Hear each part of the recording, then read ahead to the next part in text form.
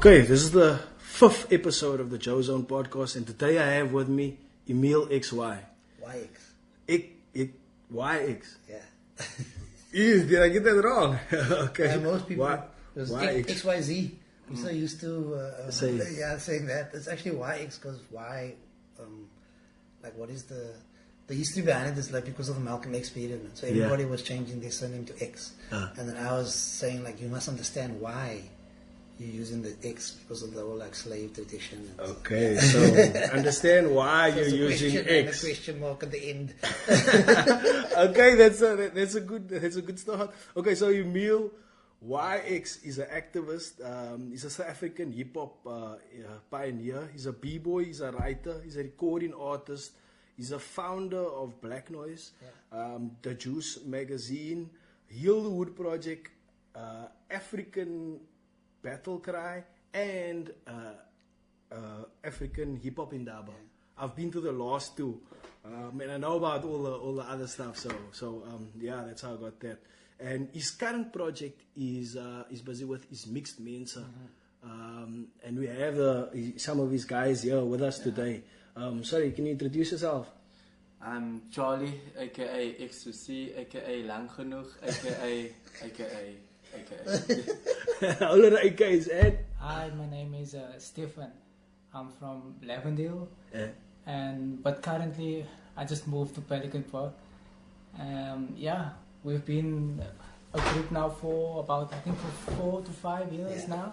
Okay, and that's the mixed Mense group. That's the mixed Mense group, and we're a school, a practical school of. That was Emile's idea of passing on knowledge, basically.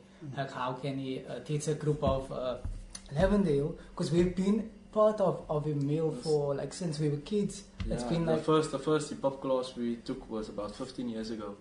14 years. Yeah, not about that. 15 years now. Yeah. And how old are you now? I'm 25. Sure. So when you were 10 years old, you started basically. Yeah. Okay. So where it happened that after school we had a bit of struggle in finding work.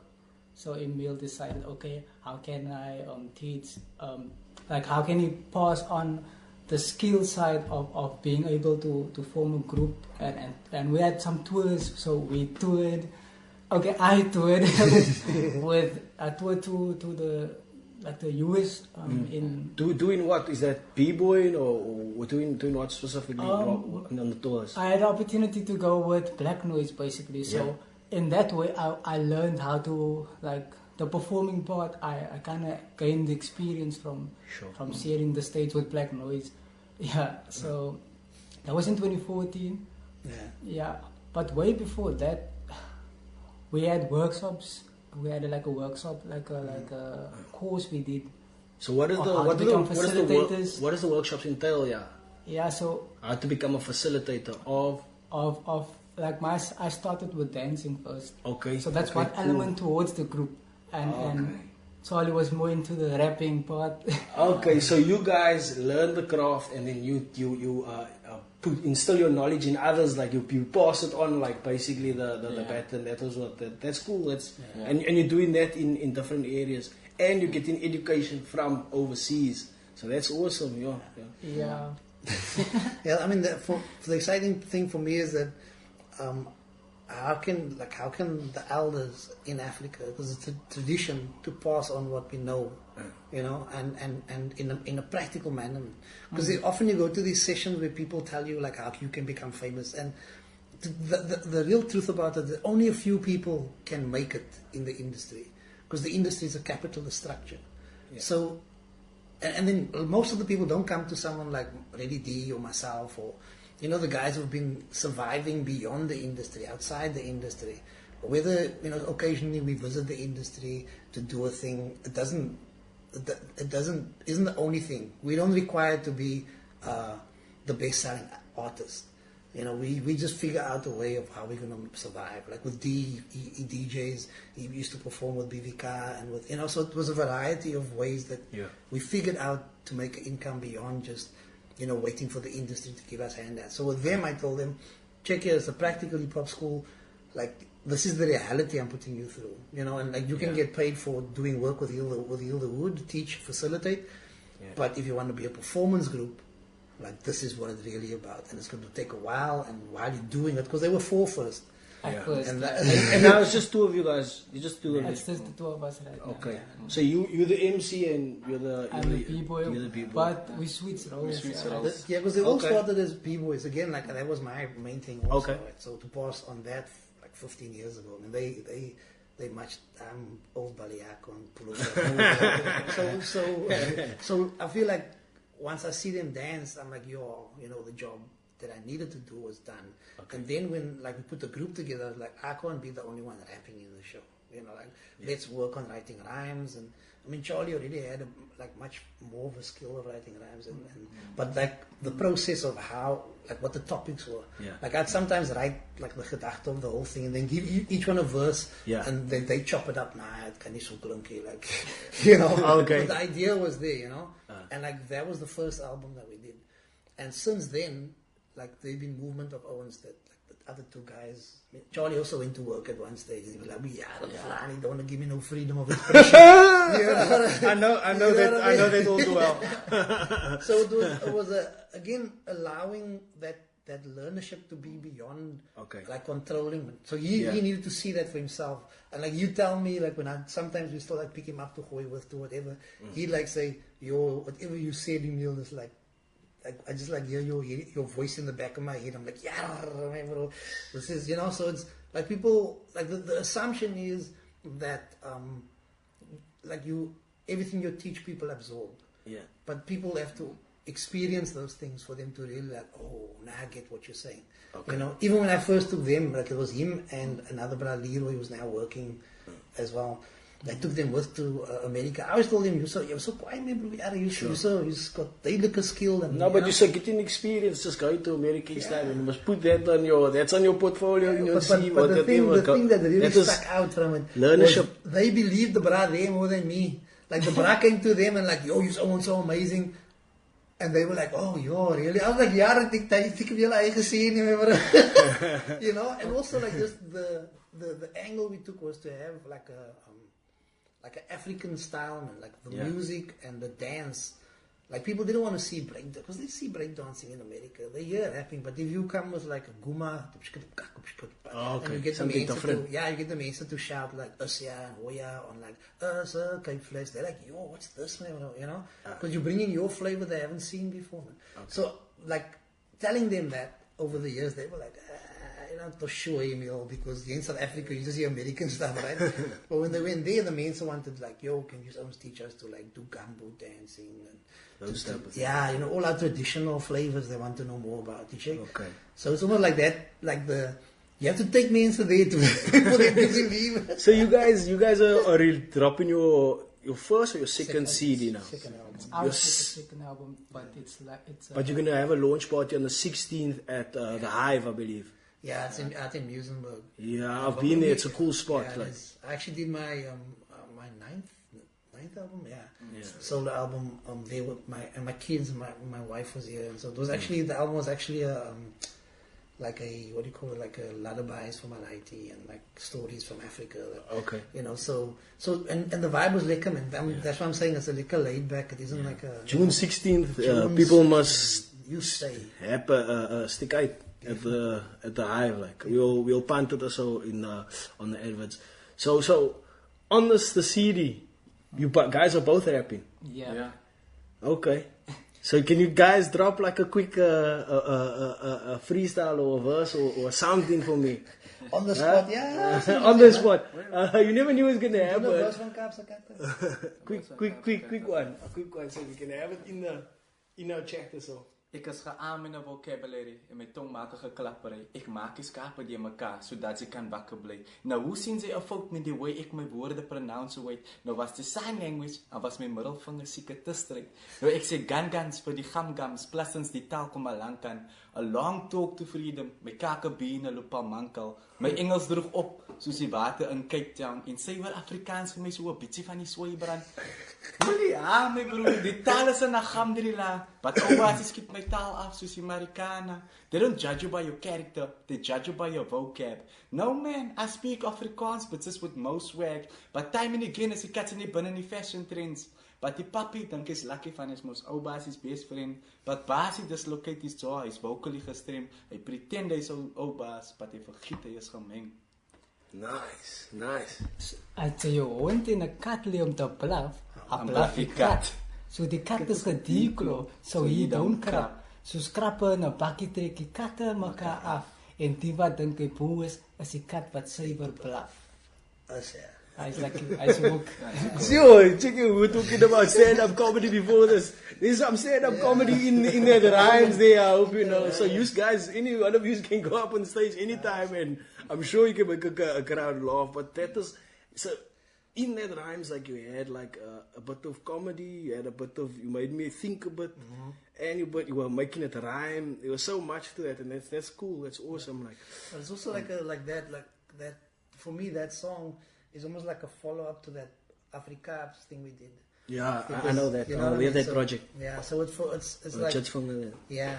So it's about like how, I mean, you know, the example is how the education system is almost like teaching us to be who we're not. Like the, Okay. you know, the cat and the dog is being taught both to be a dog, so the cat ends up barking. Okay. And then we, you know, so it's sort of a So let's talk about that. Like since you mentioned the education system, that is one of my questions. Like, you trained as a teacher and you taught for a few years. Am I right? Yeah. Why did you leave teaching, and could you not reach the youth through teaching? you reach the youth with a standard version of what education is, and the truth is that education is actually Eurocation. It's teaching Africans to be good little Europeans, to learn to earn. We're not learning for expansion of our mind as Africans. We're learning so that we can gain a skill to work for the same oppressors that are still in charge in South Africa. Yeah. You know, so the education system, I call it Eurocation because I feel like there's a necessity for us to learn from an African perspective, and it's actually taking away our sense of self-worth. Okay. So as Africans, because and you look around the Cape Flats, like our attraction to like celebrate Liverpool and Manchester United, and we don't have that same love for Africa and African soccer teams or African, Sure. like anything from Africa. That is evident, yeah. You know what I mean? So it's and not to say that those people don't have European heritage, but you based here, you based in Africa, and if you can't connect here, then you're not really. I don't know so much about the Eurocation, but what I do know, and I can like attest to, is like the way that we are taught is like basically like how they would teach somebody that would work in a world war type of circumstances. It's very military like you know what I mean.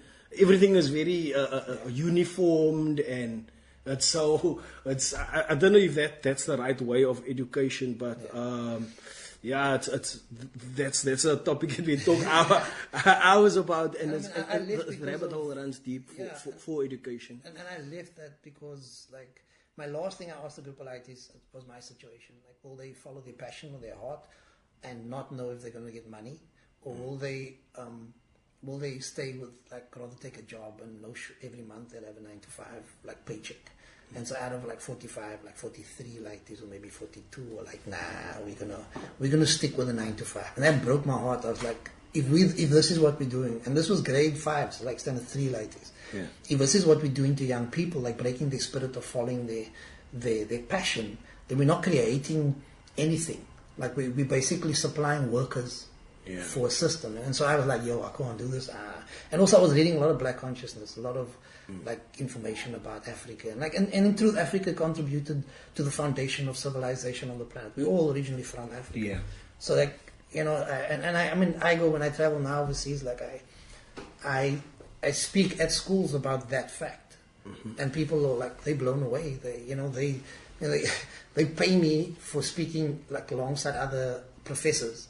And even those professors are like, that's what's missing. We need to find the information that's the foundation of all information. And it's been dispelled and whitewashed because European racism has driven the history underground about who actually contributed first language, the click sounds that That was one of the first to sing, first to clap, first to dance, first to make fire, first to draw, first to draw on rock, first to write. In actual fact, first to write would be the first. Exactly. The writing came from the drawings, and that means everything on this page. So, it was actually found quite. Wasn't it found in the Karoo? It was found in South Africa, I think, one of the first cave drawings. But anyway, it dates back very far in civilization. That's awesome. So now we're going on to a topic that we're really talking. You're going deep first time. So I'm gonna go there with you, the colored identity. What are your views on that? There's a lot of talk about the colored people rejecting blackness and going rather for the Khoisan heritage. But is that a genuine connection, or is colored folk trying to shy away from their blackness? I think Africa generally shies away from the Bushman, from the Khoi and the San. Like people who take as Xhosa don't even know that click in their name come from the Bushman. That sound is a Bushman click. So the Ngunis that traveled south met the Bushman, and the interaction was so fluid that they adopted their cliques, some of their traditions, some of the words. And so, for me, this is the foundation of all, civilization. This is the oldest DNA link on the planet, the Bushman. And so my interest in that was, in my search for identity, what was the root, Where do we all come from? And if you look at where we all come from, then it dispels race, it dispels tribe, it dispels all the other crap that there is. We're all one people. And everything is extremely fluid. In Afrikaans, the words like Khocha and Krike and Kwacha and Dacha and Aitsa and Aya, and those are all Bushman words, Pisang, I think. No, Pisang and Blachang is Indonesian. Oh, sorry, that is Malaysian, sorry. Yeah, so it's... But the Afrikaans adopted all those. And so it's a good... That's what your play was about, I believe. It's a good example of how language is extremely fluid, in the same way that culture is extremely fluid. And so and also the idea of race is an illusion created to divide a mass of people on the planet, right? So with when the question, do colored people want to be a Bushman because of not being black, is kind of ironic, because there is no black. There is, in truth, everyone is actually mixed on the planet. And so in terminology of people having self-hate, colored people are extremely fearful of being African, because they were taught, again, European information that made Africa look like savages. So people, they don't want to accept that. And the irony of what people are saying is that even people who are classified as black, is it Xhosa, Zulu, when you ask them, are they African, they don't readily put their hand up, because in their mind they associate Africa with the rest of Africa, with the darker skinned Africans, or even they look down on and hence the Afrophobic attacks. I don't call it xenophobia. Because it was xenophobic, they'd have looted and they'd have burned down Checkers and Woolworths. If it was about all races that are stealing from Africa, then they would have burned down a mine, or you get what I'm saying? Yeah. So, and those are, because we look at Europe and European and American people with, we revere them because of what we know about their heritage, their history. We look at other Africans as being lesser. So when they open a shop within our community, it's almost like they don't deserve to take our money. But then why? But that we have within the not only in the you have it in the colored community. Yeah. In itself, I would I feel that some coloreds would rather support maybe an American brand rather than the other color chummy down the road that has maybe something of the similar sort, that's selling something of the similar sort. So that's the internalization of that. Anything that's from here can't be good enough, because it's rejected. Yeah, it's been instilled in our minds. So the idea that coloreds don't want to be black is actually that everyone in South Africa really has been taught not to love Africa, not to be African, because of the education we receive. The education is extremely biased to Europe. Yeah. It doesn't give us a sense of and ironically also the rest of Africa. I was sitting with a group of professors at at UCLA, right? And we were like, just talking randomly, and then like they were speaking about like all the problems that exist within education, and I was like, yo, I just like something dawned on me, like all these Europeans came around the world. They took away your sense of knowledge of who you are, your heritage, your history. They told you can't learn this. You can't even learn your language. Yeah. And then they brought their information, right? Their way of thinking. Yeah. And they took your land, Okay. right? So now you're left with nothing. You don't have livestock. You don't have land. You don't have knowledge of who you are. Then they sell you their education. Sell you. They must pay for education. So you make debt. If with studying, go study further. Yeah. Then you get a job. Which is a massive problem in America. Like. So you get a job that you have to pay back the debt. Then you're paying back the debt, but then you're gonna like now you spend your life paying back the debt, and then you must make married, debt to have pay that children. debt. Yeah. But at the same time, you're actually making debt to buy a land and a house that they also took from you in the first place. So both things, the knowledge you're trying to gain is something that they're selling as being like beneficial to you, but only beneficial for the process of getting the land back that they stole in the first place anyway. You get what I'm saying? And when I told them, they were like, shh, yo. Or like, we all sat around the table, they were like, damn. Like, there's some profound crap right there, right? And like, they were like, yo, we're going to write this down. Like, you feel like this, you know? And like, for me, like that realization, I only came about when I left teaching. Like, when I left teaching, I also realized, like, I need to find a way to pay the bills, man. Like, my parents insisted, if you leave teaching, you're going to pay rent. Yeah. No matter what. I sold bottles, I exchanged newspapers, I sold my CD collections, and whatever I had to make sure I had a rent every month. Because I didn't want to disappoint them that I wouldn't. Yeah. In the process, I learned what I call the mathematics of survival.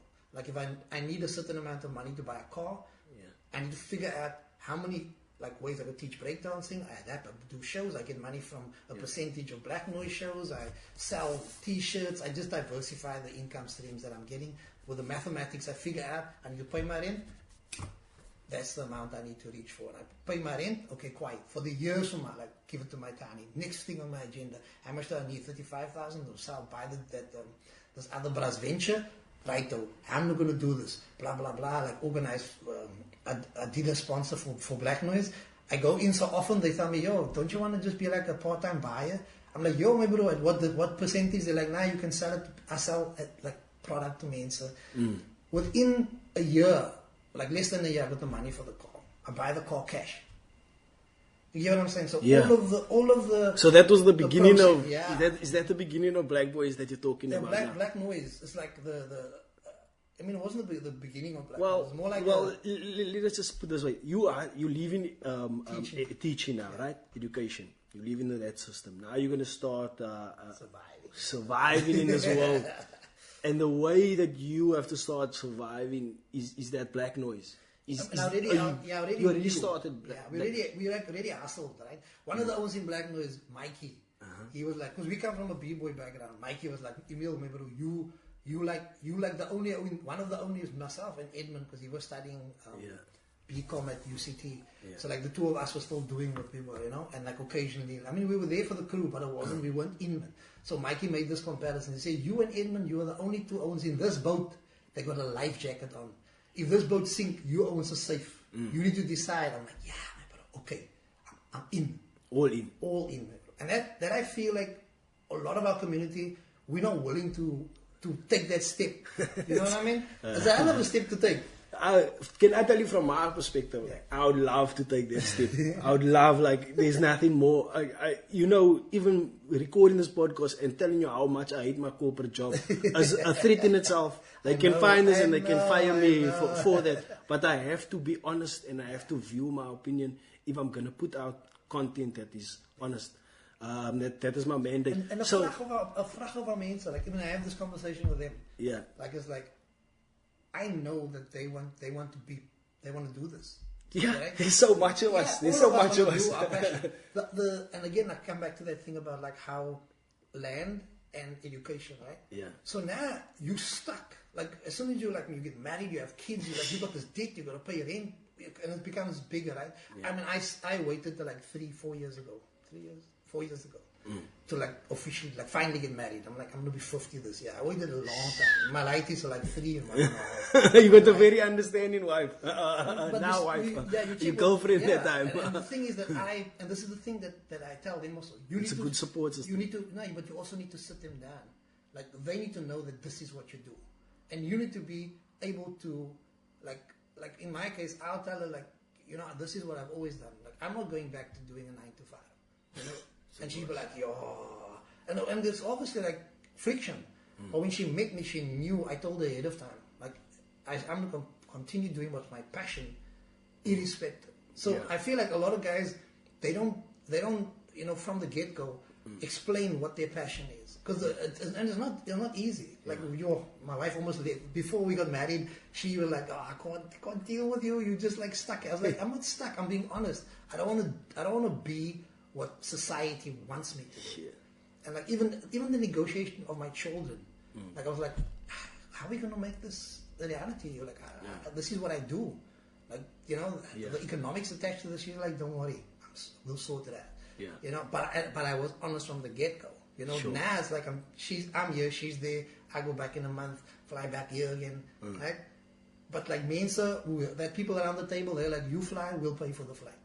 And the last time when I was there, I'm like, they look me, you know what I mean? So but things work out there. Because your trajectory is to do what is, and sometimes it doesn't equate to economics immediately. Yeah. But like, I have a house. I bought a house. Yeah. Right? Because again, mathematical survival. I go on tour with Black Mense, 15 trips to Europe. I don't spend a cent. I don't buy clothing. Like that, people give me clothes. Like I'm sorted. And while I'm touring, I already paid for like rent. So everything that I make is, so it's like the mathematics of survival is about the mathematics of like, why would I pay 50 years for a house? Like work a crappy job, like destroy my soul for someone else that we don't necessarily like, right? And so how do you take that, like we get to that point. How do you take what I learned and like, yes, Owens, 5 years, koop julle join. You get what I'm saying? Yeah. So now, you know what I mean? we're on exactly what now. So we can pull this. You free of the system. It's difficult to be free of the system. You free, sort of free of the system. You don't have to go clock in 9 to 5. You don't have a boss that you answer to, and that I think alone is being free of a system, right? If you don't have that you have to somebody have to answer to, that is cool in itself.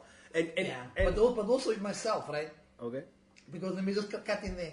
Because I like when my your own boss basically. But also understand when my tiny was like, yo, how are you gonna do this? I got up at 5 in the morning and I worked like through the whole day. Then when they go sleep, I would still be up to like 3, right? And then so you work harder, basically. Yeah, because my future depends on me, no one else.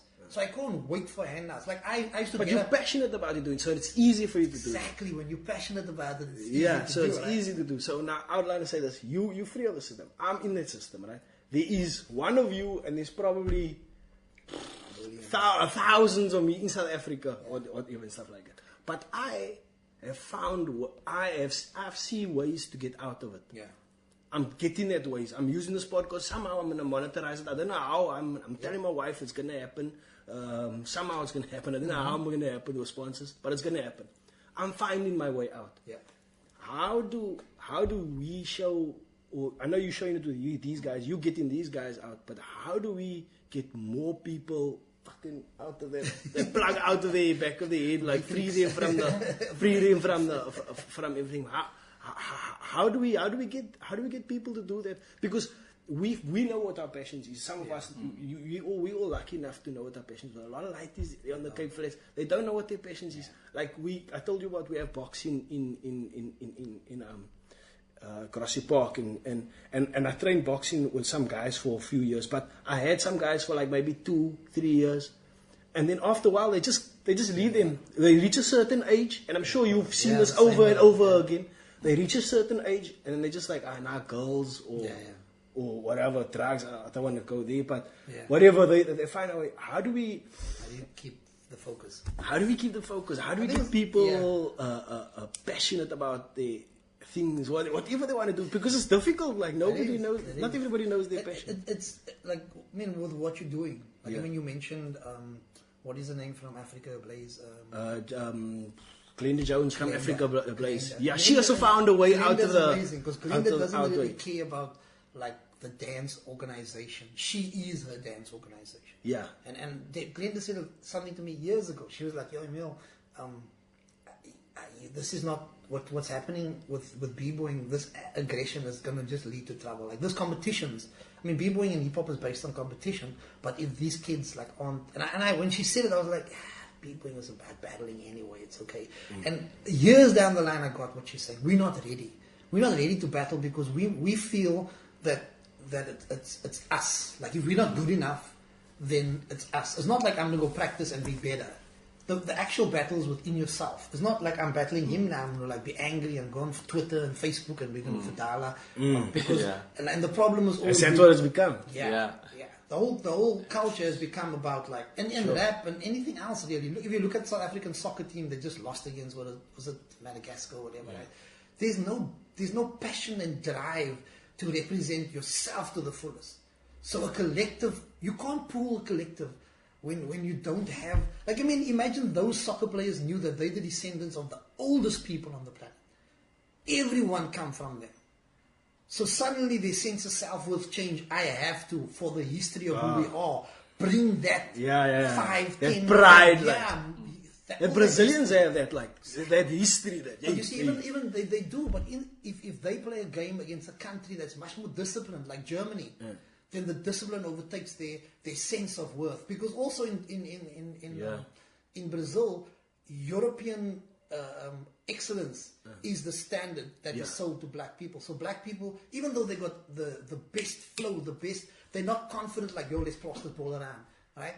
And so the discipline overtakes their freedom.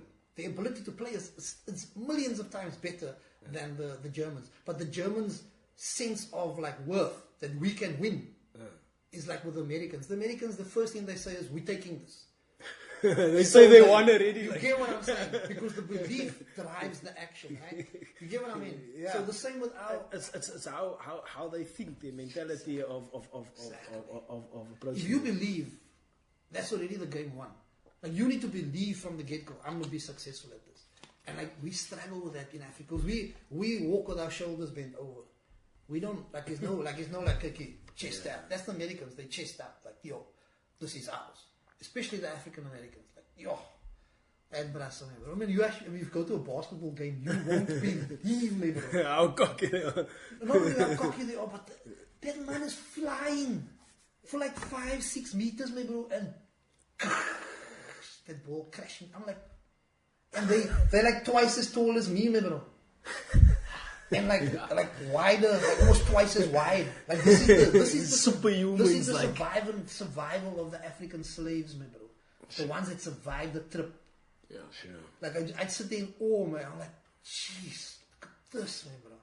You get what I mean? Even the b-boys, like they're next level. They like, even I had that experience. I was doing crazy stuff, but I wasn't confident enough. Yeah. There was 2 guys. They were just doing like worms. Getting up in your face, like proud about the worms. But you had more. Did you have more? I had more intricate stuff. More like but no belief. No belief that was that powerful. No. You're gonna believe, I guess. I'm the guy. You know, stage presence. They can you read that. Like people, the judges can see that. So know? so you gotta come. You gotta come with that hardcore stuff. Like. And so I mean, to come back to your question about like how can more of us do is that sense of worth, man. That you must. You got to stick to, and also nothing You happens believe in overnight. yourself. Like have that pride. I walked away from teaching 25 years ago. 25 years ago, man, bro. And sometimes it's hard to leave them, man, bro. And like even now, like I'm here without my kids, man, bro. It's and they like 3 and 1 and all. It's like when I speak to them on Skype, I'm like, yes, bro, what am I doing, man? Like, my life is, you know. And then like over here, when I'm here, I'm like, yo, Owens, come, yo, man, like confidence, me, bro, man. Like, like believe in it. You know, like today again, we did a thing for a corporate company, like a team building. That means something like, yo. You know, and I'm like, yo, why can't we do this every day? It's like line up these corporate gigs, right? You know what I mean? The comics do it. The comics are doing it. Line up these corporate gigs. You know? And also knowing, like a lot of hip hop owners don't know that how good they are. Yeah, how good you are, and you can't want to be a multi-syllable rapper in a corporate environment. That's for your brass, man. Because they understand. Oh, they're like, oh my goodness, they catch it. These ones all their ears, all the ears mumbling because their ear isn't attuned to like the corporate. So you need to do a song that can slowly get the lyrics, and they'll be like the same way he did, no beat, and they'll be like, oh, because that's, you know what I mean? Yeah. They're like, amazing. Oh, spoken word. Exactly, right? Exactly, right? So it's like, it's understanding, and then like Charlie and Stefan is now writing what they've experienced for the book, right? So for me, it's like, how do you get Mense to see, like, I'm not just a rapper, I'm not just a dancer. I can put out a book, I put out a CD, I can put out a documentary. I'm like, there's all these possibilities. Because some people come, like, some people like, you know. I don't know, but there's a lot. I even think to myself, I got a lot of experience, but I will be like, I don't know if I can write a book, and I don't know if anybody's going to support me to read my book or anything like that. That's the thing. That is the mentality we have. It's right what you're saying. We have the mentality, and we have to shape that mentality, and that's the way we would move forward. Yeah. Right? And also, like, it will change the sense of like income, right? I mean, like if you like you say, monetize this podcast of yours, plus attach to while you're on the podcast, and you get all like people listening from all over the world. There's opportunity for like, yo, I just finished this book. You get what I mean? So like, it's and books nowadays you can just put onto the internet and people can make it. You know what I mean? Yeah. So it's just like we're still thinking we got to go to Obasi and say, Obasi, don't you want to put this book out? And those days are gone. You don't have to. I mean, it's actually like Janine Black Pearl. Yeah. I told her where to go have a book printed. She blew her. She was like, what? Is that all it cost? I said, yeah, but just print up 100. That brass duidelijk with you. You just lay it out, print it out. Janine go back over and over and over to go get more copies. Because the people listen to her poetry. They want, yo, can I buy the book? You know what I mean? Sure. And they were like, do you have a CD? Can we book you? You know, because, and she's like, she's an actor, singer. She expands those income streams as much as she can. And more of our Mense should be doing that, yeah. Exactly. Because like, I mean, I don't see myself as like, I started as a b-boy, right? Yeah. I mean, I MC just because I want to share information. Yeah. I mean, we were saying now, this is why I've been listening to your music for the last two weeks, like on and off and stuff like that.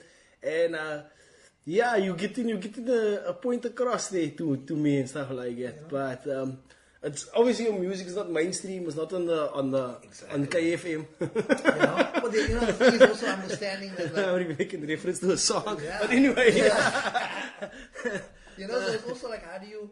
Like we were talking about that as well. Like we don't want to only speak to the hip hop community. Yeah. You know, and the album we just did is extremely conscious the content. Yeah. You know, and so like we like. I can hear from you know. And like sometimes it's like how do I get this? It's always uplifting, like giving knowledge. But they also want to get these songs on KFM, so you know what I mean? So this leads to my next point actually, like the role of hip hop in social activism, right? Is a declining back in since like in the 80s and the 90s when you started Black Noise and when there was POC, they were very ingrained in the activism movement. Yeah. And it's a different time also, no? That I think was it needed more? Yeah. And it wasn't needed more. We came out of communal activism. Like Shaheen was part of POC was part of the SRC at school. I was part of the SRC when I was at sure. So at St. Owen's, not there anymore, but you know what I mean? So it's like we all had this conscious community, man. And so hip hop was about like anti-drug, like gang, you know, and it's like how do you uplift your community with this culture? So we came out of that. Like if you fast forward to now, that isn't there. Like those structures aren't there, those organizations, Logra, whatever, you know, I mean Logra still like operates but is not supported because we had a common enemy back then, which was apartheid. So there was people rallied together because they could see the enemy. Now you don't. The enemy is still there, but which is for me in my mind is capitalism, like raw greed and capitalism is really the enemy of the masses of the people, because it's about a few people exploiting everybody else, like pushing up the price of fuel. It's all about them being greedy, you know. In the interest of the masses, like the price of water, like not putting the infrastructure in place, because you know they don't care about the masses of the people. So do you do agree it's missing from hip hop now in South Africa? It's also missing generally. I feel it's the elders aren't sitting around having these conversations like I feel they do. Don't you think they speak a lot about Black lives in America, in the States and stuff like that? Yeah, they mention that a lot more in hip hop than what us in South Africa mention. Anything going on in our. That's again, you see it. You're wrong. Yeah, Am I wrong? It's like if you were to listen to Rainklets generally in like Cape Town, or if you listen to like the underground rap in PE. And like in Joburg and in the Noord-Kaap. So it depends on what you're listening to. And like you see, the truth is that mainstream will never give you that. Yeah. Like a radio station, even where Really D is, because he doesn't decide what gets played. Yeah, most like, definitely. You know, there's a playlist. Yeah, and they choose a playlist according to their sponsors. Like the sponsor, they don't want the sponsor to be like, nah, we won't give you money if you're going to speak badly about capitalism. You know. And so that's like, for me, that's what people aren't realizing, that these spaces aren't friendly to the truth, because these spaces are about selling products. It's commerce. Yeah. So if you're rapping about my bling and my car and my booty and my clothing, you'll get onto the radio. But if you're mentioning like how we need to, like who we are is enough. Like you are. If someone tells you, you know, you're enough as you are. Like you were made enough. Then you don't need to buy anything. You don't need frills.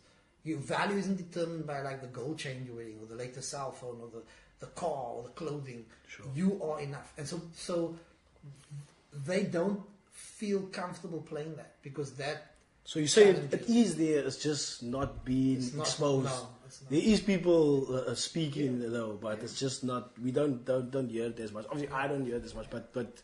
If you get closer to the ground, you'll hear the rumblings. You know, like it's like, where do you go? But the internet is the internet now should be. Yeah, that's a problem. Eh? Like my show runs for an hour and people complain about it. Speaking on the, and people complain about it. They don't want to, but what I feel that there is some international people that expect that we can listen to hear what we're saying. But anyway, the new school hip hop, like, what do you think of Tukum, and what do you think of the Antwoord? These guys. Yeah. Look, I mean, I went to the Antwoord show in San Francisco. Yeah. And he's the richest South African rapper. He's like, back then, like a couple of years ago, when like I was checking out this online survey. And he's already like $5 million strong, which is like over 60 million rand, you know. So nobody can really compete. I mean, even what's the name? What is his name? Casper Novest. He's like not close to that, you know. So like and I mean that was then. And when I went to the show, it was like $80 a ticket, and there were maybe 1,000 people in that place, and that was one show, and they're touring the world. So there's the mechanism behind the Antwoord that is, and I mean, like I understand it. Right? I mean, the Antwoord is the answer. He was looking for the answer to make money. He found it. Okay. You need to be a white person who co-ops colored gangster culture, and you know, be like, create a image around yourself that white people are comfortable with. Like they won't be comfortable with Isaac Newton, with Tukum as bringing that image, because it's just too real. Like if he's the gangster on stage, like, oh shoot. Yeah, because he really looks like a gangster. In their minds, you see. Yeah. But what's name isn't a threat. The same way that Elvis wasn't a threat. Like Chuck Berry and like a black woman was one of the first rock and roll artists. You get what I'm saying? In the same way that Johnny Clegg isn't a threat. He's the most well-known Zulu artist, but he's not really Zulu. You get? And so it's like the watered-down version of blackness always sells more, because white people have the money from the global colonialism, they still have the cash, right? So they can have the number one of whatever because they got money to be. I mean, maybe I must try that shit. just Stop becoming like. don't tell them you mixed it, just like sneak in there, And like the what's the name about it? I mean, it's So you don't knock his ass. no, like I don't. I understand that world is what. I mean, Lady also says this a lot. That is what it is. And that's why we we do a commercial song at the drop of a hat to get onto the radio. Because it is what, you're not going to change it because it has the money and the firepower to back it up. Right? I quote Petrus Falboy, Bushman elder. He said, only a fool fights someone who makes guns with guns. Because they will always have guns and ammunition. And they will always be benefiting economically from you fighting them. So it makes no sense to go to war to try and eliminate the structure that is, because you don't have the money and you don't have you don't have the money to take it out. Sure. So I was like, and then I just applied all of that to like the reality that all these young cats are like angry, man, like, we're tired of the radio. It's not going to change. You need to have a parallel, like what you're doing. Yeah, you need to find a way out. You need to find a gap, right? You need to find a way out, your own way out. Exactly. Like, so that's for me, that is like, that's why that's the hustle. Like, Waddy was hustling to make that reality, and they look making fuck for Waddy. He got, I mean, he's helping out like a couple of Mense on the flats that he was working with before. Like bought this one kind of a place.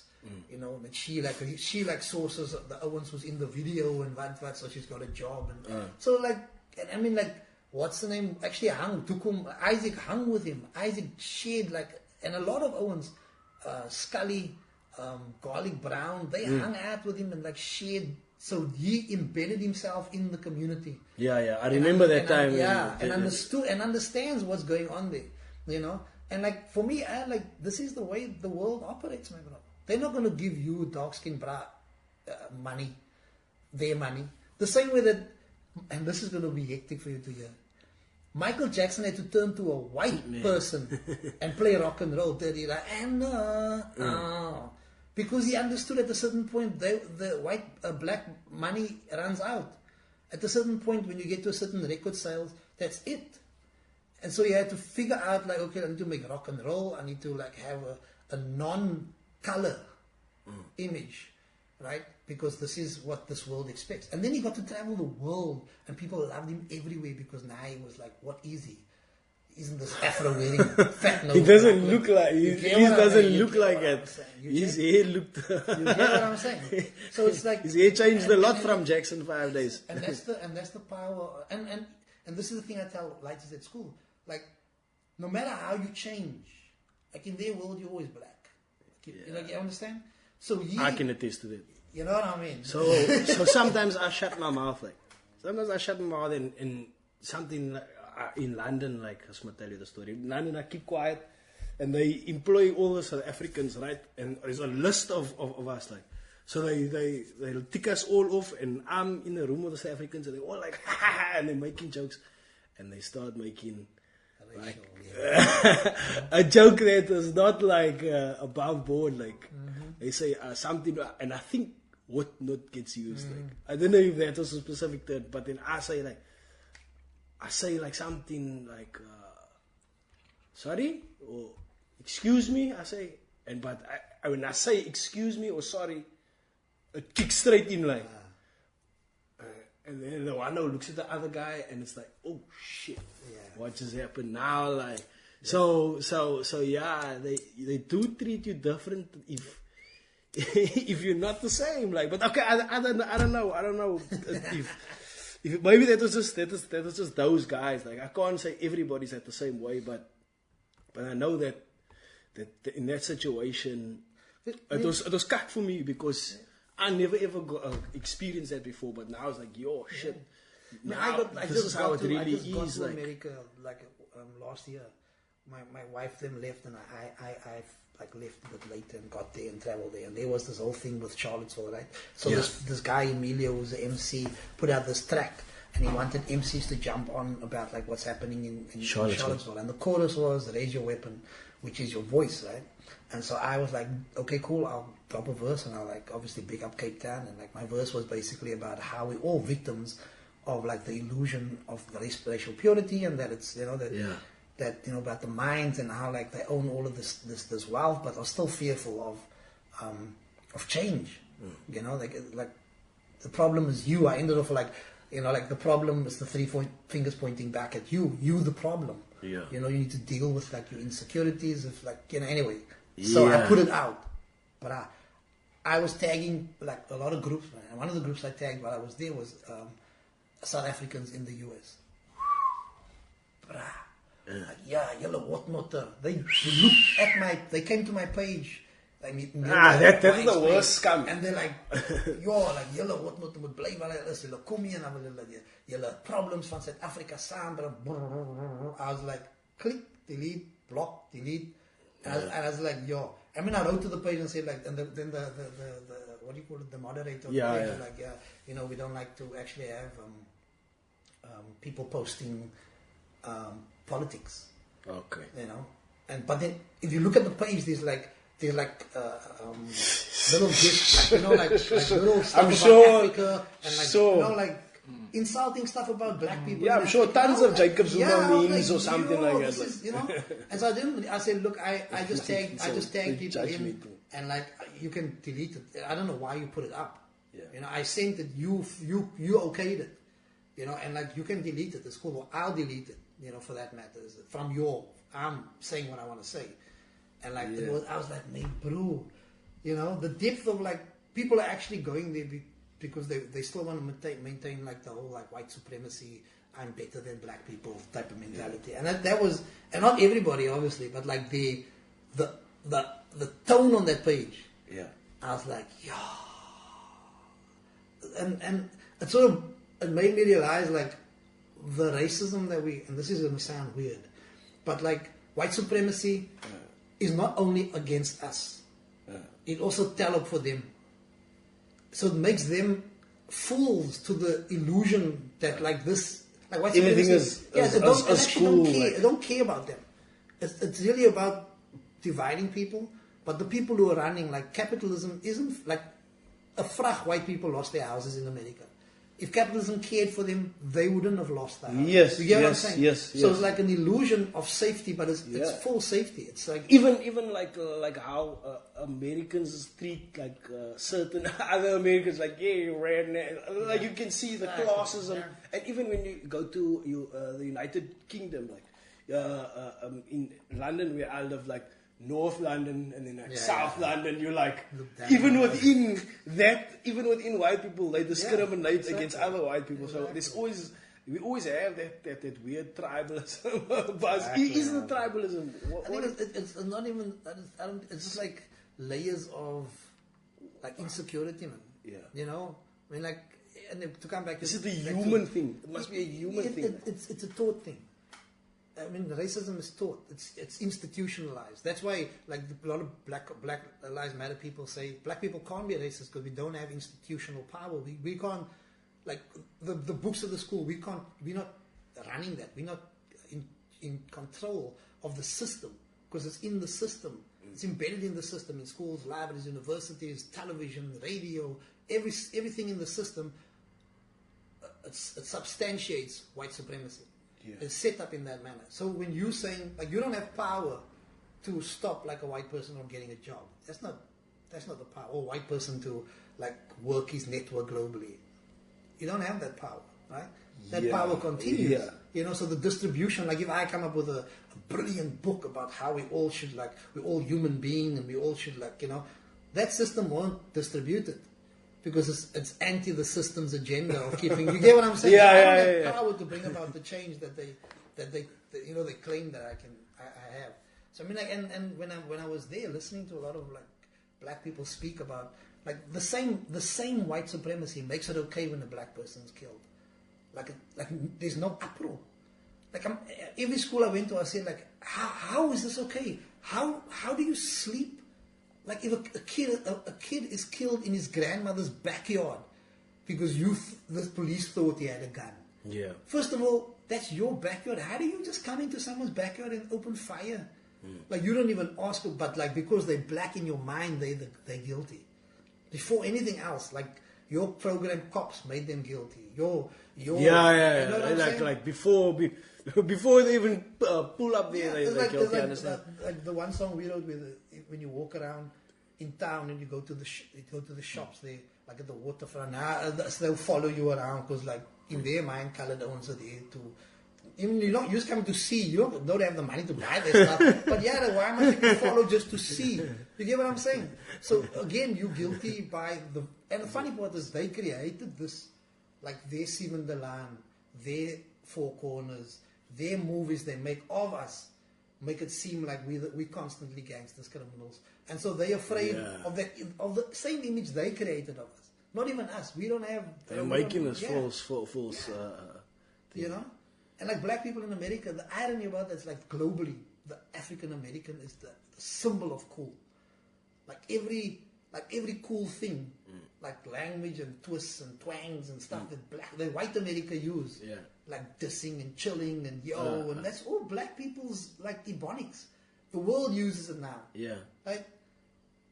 But in America, who has the real power? You see what I'm saying? Who's the real power? Like I read somewhere like you know always see Floyd Money Mayweather, the boxer. He's like a super rich, like one of the richest sportsmen, like, and he's a black dude. Yeah. But somebody says like there's somebody paying his checks. There's somebody writing his checks out. Like so no matter how rich that black and you boast about his you watched MTV Cribs. Yeah. Like they never take you to the CEO of like Virgin. Like he owns the island. They like talking about their houses. What's his name? Richard Branson. Richard Branson owns the island, bro. He's never on MTV Cribs, MTV Island. So let's change it up a bit. Let's change it up a bit. Like what music are you listening to at the moment? Yeah, I'm listening to you and Pusha T and Kanye West is bad. I don't know. Like I'm listening to what I'm featuring on. Like I'm the end rapper on all of their rhymes on this what's name. Like me experiencing, like hearing what they doing is like that's where I'm at for the next while. Just like localize, and then obviously like the ones that are. Do you guys have a studio? Flats.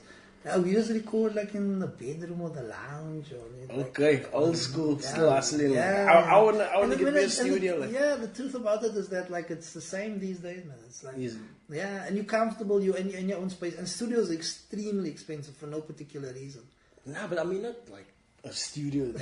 I'll make me like my own room, I would like something. You can make a hit on a laptop and a mic and an interface. Without going to a professional studio, you can do the same thing at home. Yeah, and I got this. But it's just lekker to have a studio. It's lekker to have a studio. To have energy, you know. Like expensive. I thought the small room like the what's name. When you come back to, I mean, I go back between what was and what is. Like I mean, youngster stuff and. Do you like youngster? I mean, when he was just starting out, like myself and D used to tell him a lot because he had a heavy twang when he started out. He sounded exactly like what's from the US, you know. And the Owens would constantly tell him, like, bro, just be you, man, bro. And that worked. Like he realized. He's blowing up now, You know? But it takes time because, like, even when we started out, it's still sometimes when you rap, your ear just switches to like sounding a bit like. Clearer, so don't sound like you're from the Cape Flats necessarily, unless you might be rapping Afrikaans. So what I picked up like from my stay in the UK is like, say for instance, I speak like this, like normal, like I normally speak, like they don't understand you. But if you speak like this, mate, and then all of a sudden, you speaking like us, now we understand you. Like otherwise, then they're like, what? It was like you were like I don't know, like you. In a different time, I mean, like when what's the name of them. When POC first came out with that dial-up flat, bro, like the radio, like they were like, nah. I mean, the conversation was, nah, we don't sound like this. Why they sound like gangsters? The irony is, most people don't hear them because radio DJs like, this is radio, right?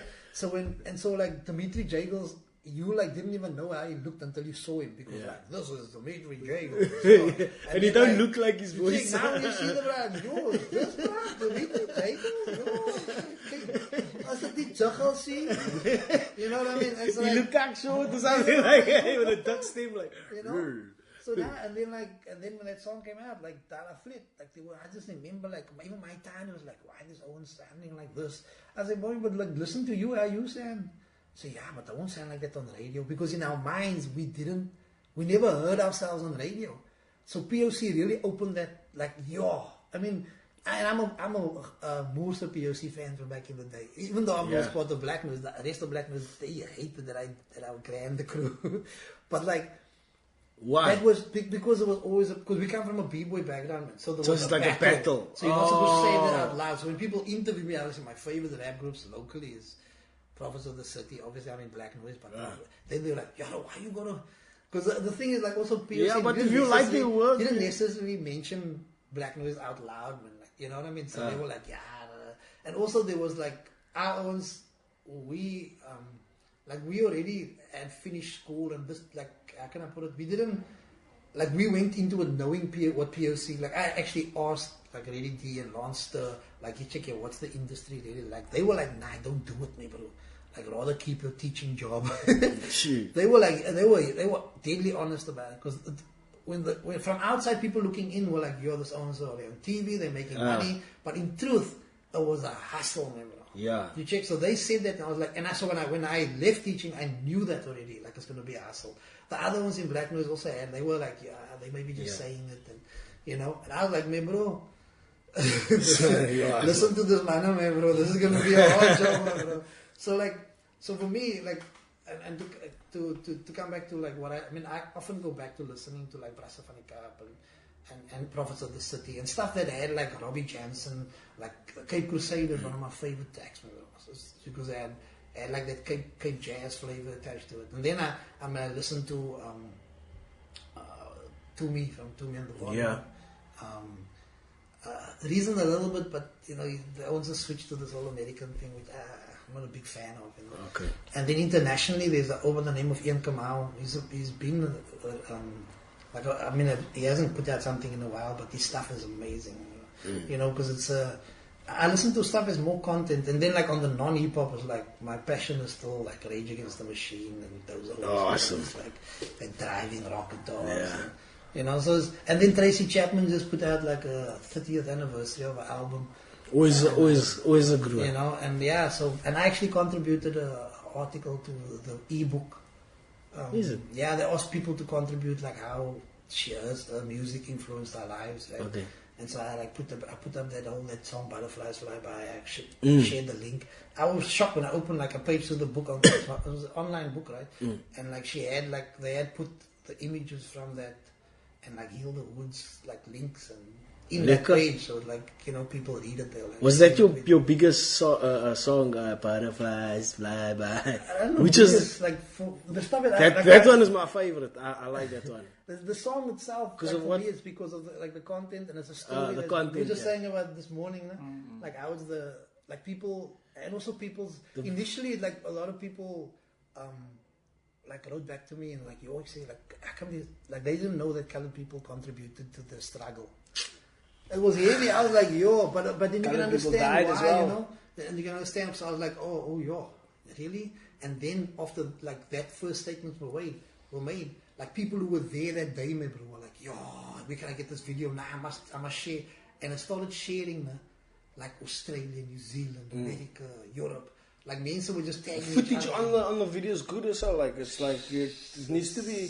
Weinberg, Abbey Hall, never. Yeah, even the what you saying, is that a true story? That's what happened. Is that the actual walking and? Yeah, that's what happened. And the thing is, like, what day was that? Was that? It was in June. It was in July.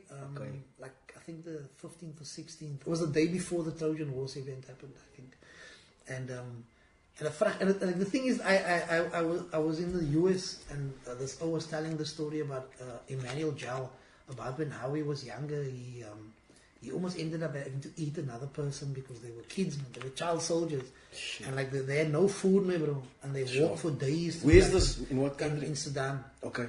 And I was sitting there, I was like, and people were crying, man, bro, like because it was so like heart-wrenching, man, bro. And he was like also tearing up. And for the first time, I was like, yo, I need to tell the story, man. Because how many people were there on that day that like, because it was vivid in my mind. I actually had written the story down in a book that I put out a while ago. But then I was like, I need to capture that in a rhyme. Yeah. And so when I recorded it, a friend of mine gave me back my tape. She did a documentary. Black Noise was like I think 20 years old or something. So she gave me the tapes back that she put together, man. And so she was like, and then so when she gave it back, I was like, this isn't mine. But you know, you must always use tape it down. There's not yours. You want to see what's on there. Yeah. So I put it into the machine, and my bro, it was that day, the footage of that. I was like, my bro, like this, how, like where? How does this like come into this box that this tiny? She didn't know where it's from. Like she didn't know who gave that tape and how. She thought it was mine. I was like, this is, I don't care whose footage, I'll put it up. Sure. And I asked my brother just to edit it together. Like, I mean, you can still, I'm not on there rapping or anything. Yeah, I've seen it. And, and then like the fact that, because for me it's also sometimes stuff find you, man. And this sound like I'm hectic, you know what I mean? Yeah. This was like a video, like found its way to you, and the song found its way to you. You need to tell the story. You need to show the story. And when if you like, I don't know if you got to go through the comments on that song. Nah, I just check the video. I'll go through the comments and check it out. There's one comment of a girl that I think we must share I will share the video on this link as well, so people can know what we're talking about. What's her name? There's one girl that says, like, thank you because my mom never ever told me this. And like the night before the time, he said she was there, and the daughter flipped out. The daughter was like, how come you never ever said that you were involved in the struggle? She said, yeah, bro, I want to spare you kids. Like what? Nah, the stories must be told, man. It can't be not told. There was obviously a whole schools walking at that time. Like. Exactly. It was, I mean, that whole road, Broad Road. Yeah. Road, forget the name of the road. The in Weinberg. Because we all gathered at Abbey Hall first. No, we first gathered at Witterbomai. Like kids were coming from the station to like gather. Okay. Witterbomai, which is further up the road. Right? Yeah, that's. I thought you came from this way. Now we came. Okay, down. so you walk from the taxi rank down. Yeah. Okay. So there was a frag like this, man. That school was packed, man, bro. And as we started walking, it's like more like people, and I just rocked up and I kept on walking. And but like I said, as we come to the corner, like the army coming around the corner, and the crowd just started. Because now you coming to Plumstead, young.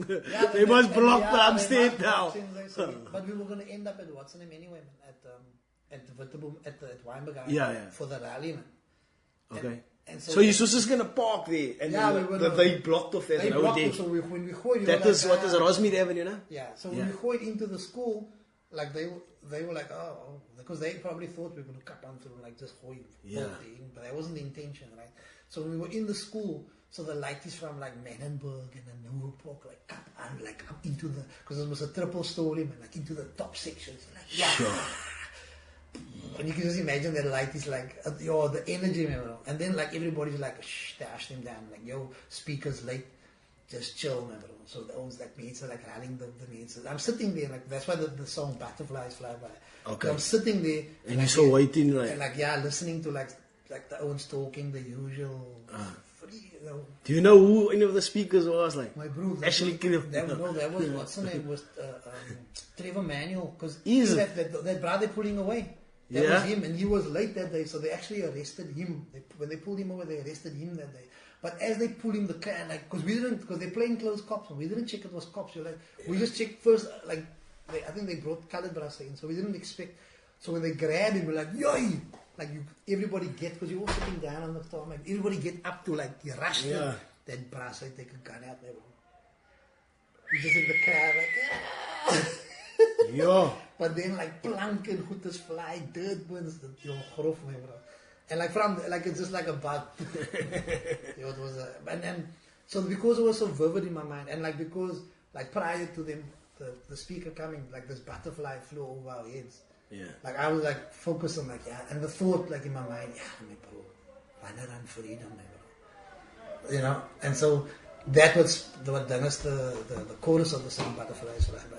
But and once I did that, like the Ashley Creel, Raw Young Lions, Raw, and like meeting their family and like, you know, connecting with them on like doing videos and doing like memorials and you know, and also I think, like I was telling them, sometimes you don't know where your words are going to end up, but because of a song I wrote called Who Am I?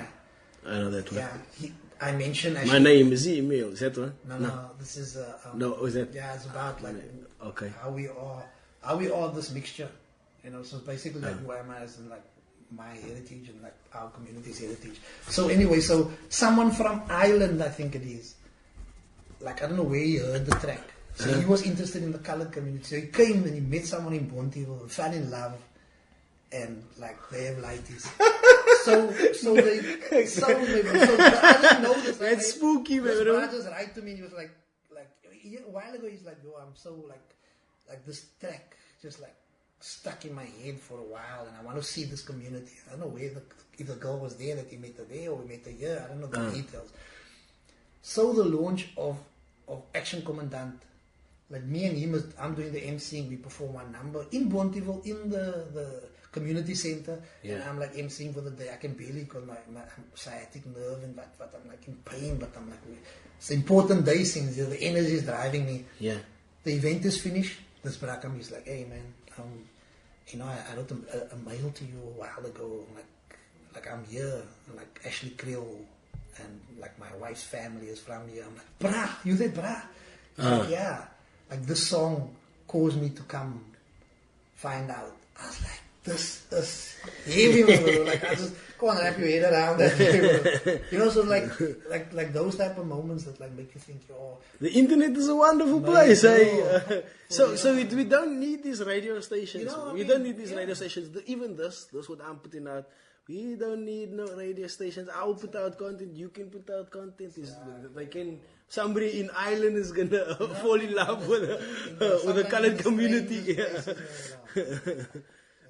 So the b-boy scene in South Africa now, like maybe you can answer this question for me. What do you think of the current state of the b-boy scene in South Africa now? Is it healthy or is it like going down? What do you think?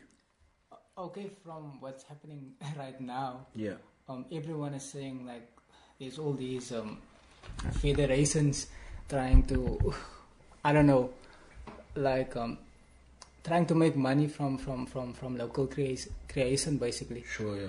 And now the b-boys are blaming some federations that's been doing things before, but but they're not challenging the federations that's current right now. Yeah. Using them right now, they're not challenging them, and now they're putting the blame on this other federations that's been, what are been the driving federations? them, you know, like organizations basically, like from the organizing part, organizing the events and platforms for the b-boys to come and do their thing, you know, and. Now it's like it's politics right now. Sure. It's always politics in everything, like more than dancing. Yeah. So, is there sponsors? Is there sponsors for? Are these organizers organizing sponsors, or is it? Look, I mean, South Africa, the only people that get money for sponsors is like rugby and cricket, and like where the numbers are, because that's how it works, most men. Like if you can draw 10 million people. They're like, oh, please let me put my ad, right? And like most of the owners are just getting like, here's shoes, here's clothing, here's airtime. If it's like Good Hope, that's going to be your sponsor. They'll like give you like a couple of mentions, you know, and like so it's very exchange. It's not really a sponsor. It's not like here's funding, like here's the money. Like that doesn't happen in hip hop. I mean, we send. So you make money off appearances. Say again? Do you make money off appearances? No, man, bro. It depends again. It depends who you are, right? If you the winner of the BC one, then maybe they'll say, okay, like Benny or whatever, you get a crew together and we'll pay you to do a demo, right? And like, but like to just stick out and like do a sign, like that don't happen for b-boys. Then like a soft drink, energy drink. Yeah. I won't mention their name. Yeah, I know. But they give more money to like the motocross bra.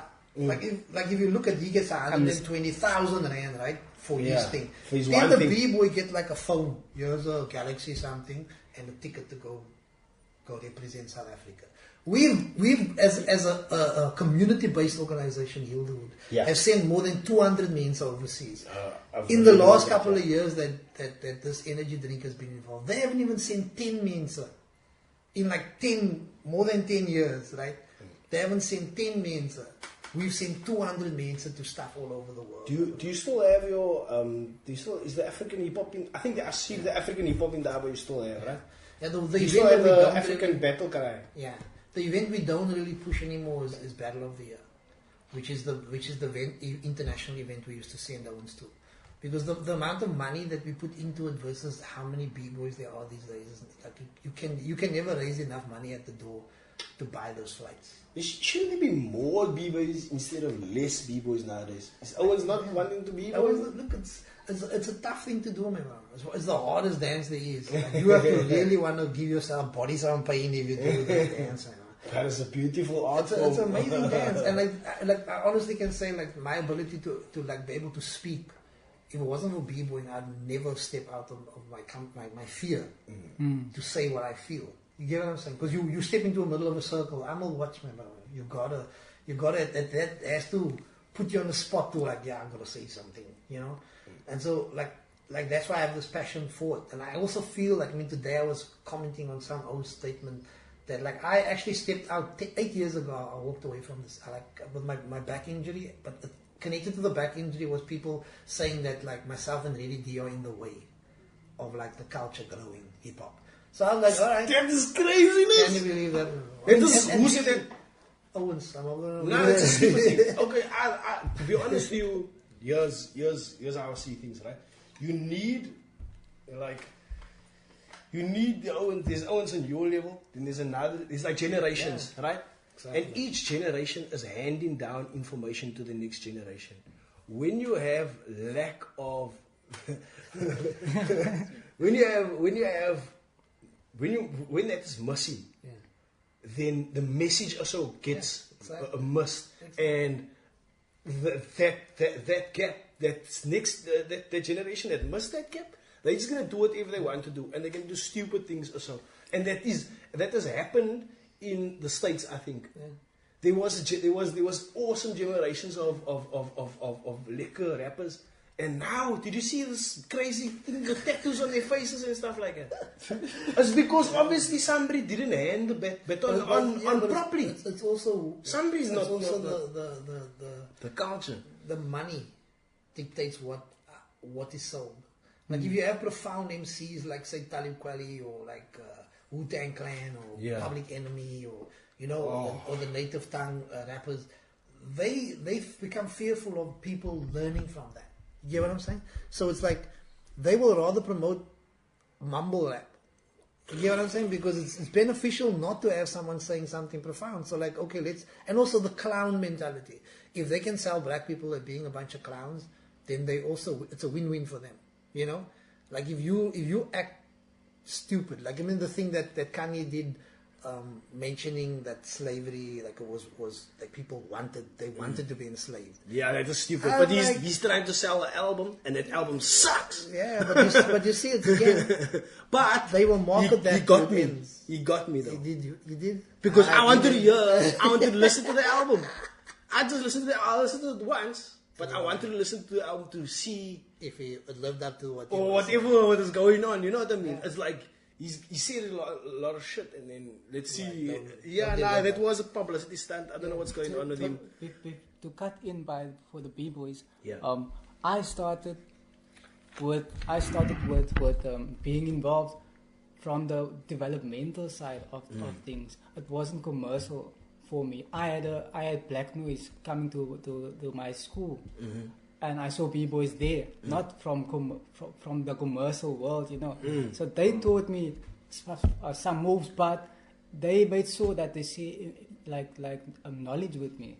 Yeah. Like why you b-boy and all of you can use it as a tool to exchange knowledge. Yeah. And then what happened further, b-boy connected me to Nama dance and Zulu dance. Cool. So I went into that journey, and now when I represent like these competitions, they Do you shock incorporate, because I like- incorporate Yeah. I incorporate the whole. You put From- everything that's together. what's- Like, and what's- obviously, those what's from here. b-boys are just doing like a certain b-boy style that they seen in America, whereas you bringing your African flavor into it, and that's. Ah, so you saw at the back of it. There's the two of yous. Yeah, At the one of back, the videos. like in that. Oh, okay. And Now I Call see. Patterson and Yeah, that. I'm a Bushman. Yeah, now I see because I was checking that, but that's what you're talking about. You're mixing up in that. What's that video's name? Heartbeat. Yeah. Is that it? Heartbeat. Okay, I'll share that link also, so that we can refer to what you're speaking about now. But you see, We're also, mixing like, up dance you see styles. that, like, the thing about hip hop generally is like, how do you create something that is different? Like when Black Noise's realization of being different is like, we're a hip hop crew. Yeah. We're not rappers. We're not b-boys. We're all of the elements of hip hop. So when we took it overseas, people like, there's a DJ, there's someone playing capoeira, there's a bra playing berimbau. Like whatever we were learning, we were putting on stage, and people see like, yo, I've never been to a show where I'm looking like all over the place because it's like And it's entertaining, it's right? entertaining. You check, so it's like, how do you bring something that's completely different? Like how do you embody the learning and then like show it? And so when we shared with him, and like when he listened to what the man was saying about like, you need to stand out. Yeah. You know, like he was like, all right, let me try and blend what I learned. And like, I mean, we did that workship for everybody, all the viewers, right? You guys are onto something. You guys are onto something. Let me tell you about something. You know, mixed martial arts. Yeah. MMA, Yeah. right? So they use boxing, they use jiu-jitsu, they use whatever different types of forms of fighting to get the stuff. So it makes me almost like think about the same. You using all the elements of hip hop and using different forms of dancing to create something new. Yeah. And there's something to that, bro. You must not stop. You must push it like further and further, and you're gonna create something that somebody hasn't seen before. Like. And the thing is, when I do reach like a certain crowd, I'm not just a b-boy. I can teach gumboots, I can teach Zulu, I can teach Nama. So I have income streams. You know what I'm saying? Okay. More than just one. Are you teaching guys over in America with gumbo dancing? I've done that before. Must watch yeah. out, you're gonna see it in a Childish Gambino's video. They steal your styles, bro. Just make sure you get paid for that music video. They use your stuff, It bro. happens, man. It's been happening since when? They've been stealing our stuff for years now. Like, oh, we can't get this dance move. Let's steal the entire population of West Africa. Work in the plantations. Teach us to dance. Okay, guys, we're running. It's been awesome. Like we're going over an hour here, but to wrap up, like thanks for having, thanks for coming on. Your event is happening on the 16th at the Hive. Otherwise, I will share your links on. Thanks for coming on. It's a pleasure. Thanks to you guys also for being part of this. And yeah, if you guys can come on again in the future, maybe next year or later this year, we'll see how it goes. Cool. Yeah. And yeah, thanks. It's a pleasure. Thanks so much. Yeah. Cool. Yeah. Cool.